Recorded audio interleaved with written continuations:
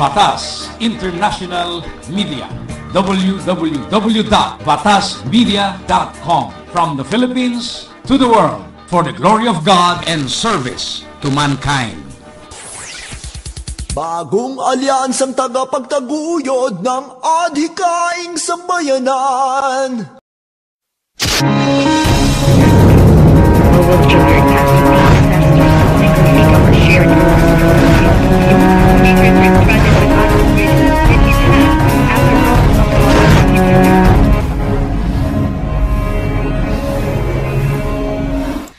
Ang kinalalagyan natin ay ituring natin na parang paraiso at alagaan natin kung anong ibinigay sa atin ng Diyos na biyaya.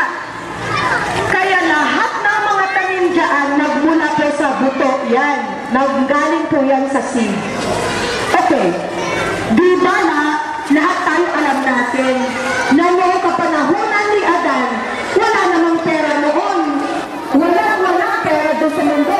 Pero may mga tanim, di ba? So magmula ngayon, pag nakita nyo ang mga tanim na mga buto, okay mga buto, itanim ninyo, huwag niyong sayangin. Sa tindahan, marami tayong mga buto na itinatapon na. Okay, pag nakakita kayo ng mga buto yan, kailangan itanim ninyo. Hindi nyo ba alam na lahat ng bagay na nakikita ninyo ay may value yan?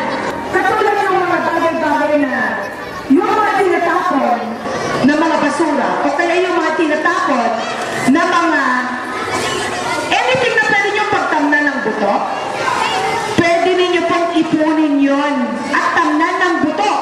Hindi nyo alam sa kai-start ninyo na nagtatanim kayo ng buto, meron na kayong gulay, maya, lumago yun.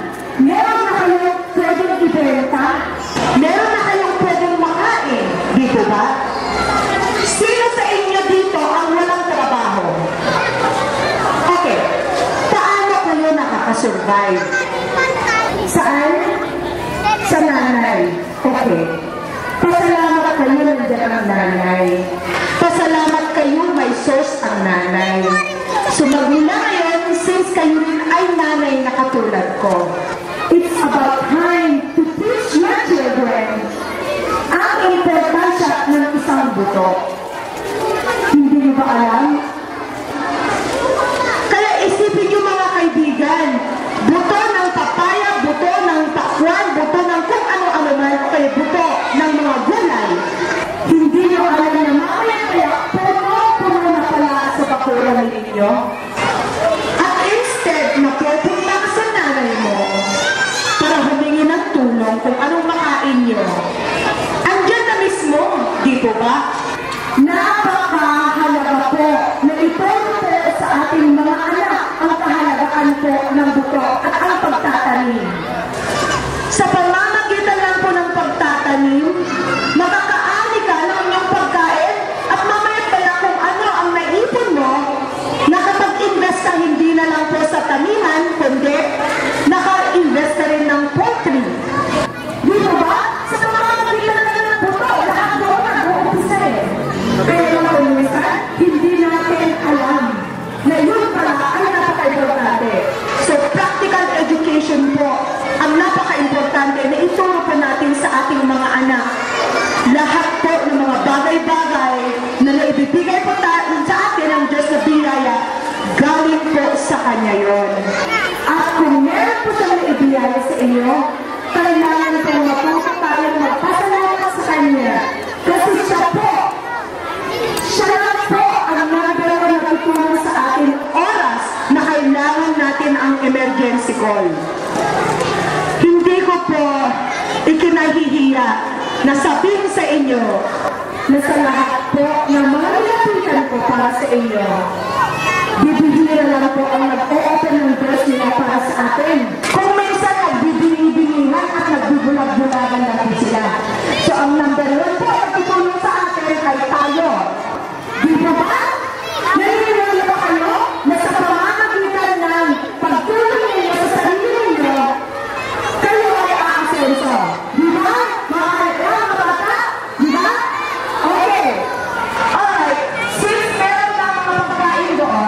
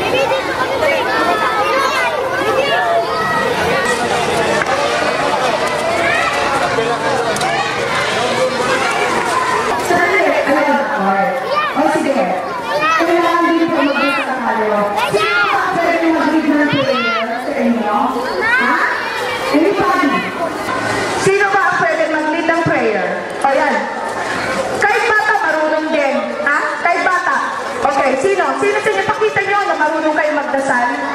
Ha? Okay, halika anak, halika. Ayan, pag marunong ka magdasal, pati ang Diyos, o sige, magpasalamat ka sa Lord. Lord, salamat po sa biyaya.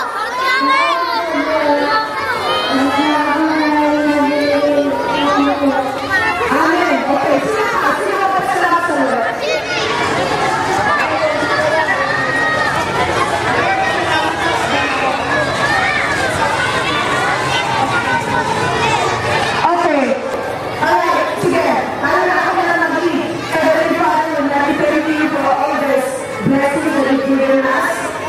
I know that right now, andyan ka po at nakikita mo ngayon kung gaano kasaya ang ating mga anak dito. Lord, maraming salamat po sa lahat ng binibigay niyo sa amin na pagkakataon para mabigyan ko rin po ng panahon itong mga anak mo. At Lord, every blessing that you've given us, thank you. Dahil lahat binibigay niyo sa amin ay galing po sa inyo. Lord, gusto ko lang po na malaman mo na yung tatlong nag-donate po ng mga, kung ano man po, ang namin na-prepare po namin dito. And I would like to thank that God because through your spirit, you are the one who actually knock their doors in order to be able to give the donations for these people. Lord, I hope it's not going to end there. I know that through this documentary that I'm going to do to everybody, to the entire world, you're going to knock everybody's heart. Hindi lang po dito sa Pilipinas, pero sa buong mundo. This is just a start, Lord. This is a mission that I'm doing for you. I am not doing this for myself. I'm not just doing this for all these kids, but I am doing this throughout the world because I want all the people to understand that all the blessings that is coming from you is really a blessing that everybody has to acknowledge and they have to know about it. Lord, thank you so much for all the blessings right here, for all the food that you're gonna give or we're giving to these kids, at kung ano po yung mga regalo to all the kids that we're gonna give and to all the blessings we're gonna share. We thank you for everything and we know that there will be more blessings to come. We're all asking you all this, Lord, through Jesus' name. Amen. Oh, amen. Yeah, amen. Alright? Okay, so at least nakikita ko na tahimik. And thank you once again to Aris Daliesa Navarro, and of course to Miss Marlene Tawala and to her son, Anthony Wala, and of course to my brother, rescue team, ayan, led by Miss Vanessa Nina Pamitan Sarandi, she is the project director, and of course to Mr. Frank Villanueva, he is my brother. He is the managing director of, actually he is the production manager of Mystical Charity Foundation. And of course, yun po siya ang kapatid ko. And of course, yung gwapong kumukuha po ng mga still shots, wala pong iba kundi si Mr. Dennis Toyo. And yun, yung mga nagsiserve, yan, si Yaya Lynn. Ayan. And of course, ito po si Mr. Henry Cancino, and through the help of Marlon Perfecio, siya po ang dahilan kung bakit po na-coordinate din po kay Kapitan Lee, and of course kay Kapitana, at sa ating mga napakagwapo po na tumutulong sa ating ngayon, mga barangay officials po. Yan, dahil po sa tulong ni Marlon, ayan, kaya po na-organize po ito ang ating feeding program ngayon.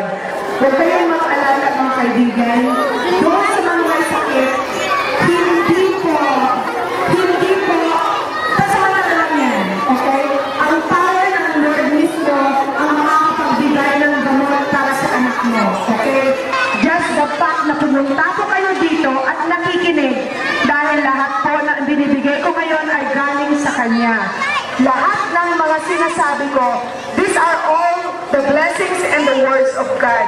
So, maniwala lang po kayo, para sa mga lang po yan, lahat po yan ay galing sa ating Lord. Di po ba? Ilan po ba ang hospital dito? Ilan? Ha? Ha? Ilan? Dito sa kaya na to. Ilan? Ha? Iisa lang? Yun ba ay isang private or public? Private. Okay. So mga kaibigan, ibig sabihin ang kailangan natin sa lugar na to ay isang public hospital. Pero yung private hospital, nagbibigay ba ng libre? Hindi. Ha? Nagbibigay? Hindi. Hindi. Okay. So ngayon, since po na iyan mismo ang number one na problema po dito, magmula mo ngayon, gagawa po ako ng paraan para mabigyan naman po ng lunas yan. Kung kinakailangan po, kakatakin ko ang mga politiko dito sa lugar ninyo, gagawin ko po. Okay? Alright! Para po sa inyo itong ginagawa ko. Kasi, kung hindi po, dahil din sa akin, hindi po nila alam kung ano ang kulang dito. Paano nga pala kung biglang nagkasakit at emergency? Saan dinadala ang mga anak nyo o kayo? Saan? Saan? Sa center kung bukas, pero hindi 24 hours na bukas. So kailangan talaga merong emergency clinic din dito, di ba? Para kung sakaling may biglang nasaksak, o kung sakaling biglang merong na-aksidente, meron kayong takbahan at libre. Dito ba? Alright. So since alam ko po na isa yun sa mga hinaing o kaya problema ko dito, ayan, gagawa po ako ng paraan para kumatok po kung sino yung dapat kong katokin para mabigyan ko kayo ng solusyon sa problema. Okay. Alright, here, ladies and gentlemen, for our friends here on Facebook or throughout the world or in YouTube, the number one problem here is the hospital. They don't have any public hospital right here. They only have one hospital or clinic, but it is a private clinic. So, now that I know the problem, there should be a solution right here. So if we open our ears and if we open our eyes and see what is really needed in this particular area, well, I am sure that everybody, if they can really understand exactly what is happening right here, well, I hope their hearts is going to be open and their eyes is going to be open for these children. Okay. See, as what you see, it's just a little food that is being given to them. They really appreciate. And how much more, if we're going to give more, this is just a start, okay? How much more if we're going to give them some medicines? How much more if we're going to give them some medical attention?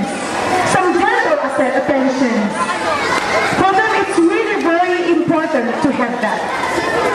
Sometimes we're too busy for ourselves.